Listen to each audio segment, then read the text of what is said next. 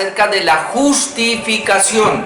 ¿Y por qué vamos a hablar de la justificación? Porque hemos venido hablando de Romanos 8, 29 al 30, que dice que a los que antes conoció, también los predestinó para que fuesen hechos conforme a la imagen de su Hijo. Y a los que predestinó, también los llamó. Y a los que llamó, también justificó. Ese es el orden de la salvación. Es decir, habíamos hablado la vez pasada de que Dios predestina a las personas, de que Dios les cambia el corazón, le da un nuevo corazón a esas personas. Es decir, los regenera o los habilita para que las personas puedan ahora buscar a Dios en arrepentimiento y fe.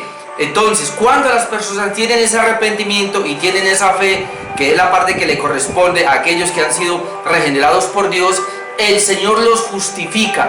La palabra justificación es una declaración legal y significa que es declarado sin pecado, es declarado justo, es una declaración legal. Es decir, no es que Dios hace justa a la persona, no, la persona sigue siendo pecadora, el creyente sigue siendo pecador, el que ha sido justificado ha sido declarado delante de Dios. ¿En qué sentido?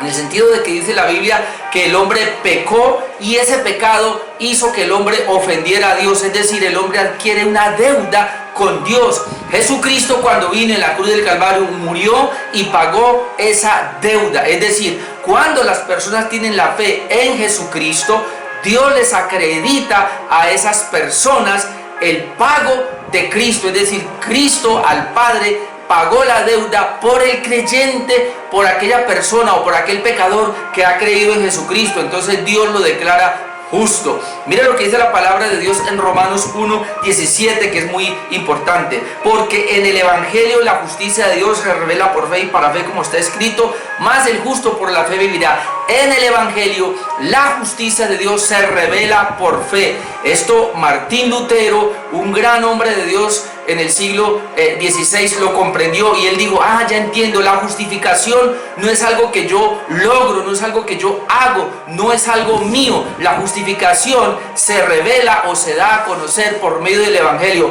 Por eso, mi amigo, usted debe conocer el Evangelio, debe entender el Evangelio, porque allí se revela la justicia de Dios. Allí usted comprende cómo Dios justifica a las personas, es decir, los declara sin pecado para que estas personas sean salvas y puedan entrar a la presencia de Dios. Esta justificación se hace solamente por medio de la fe.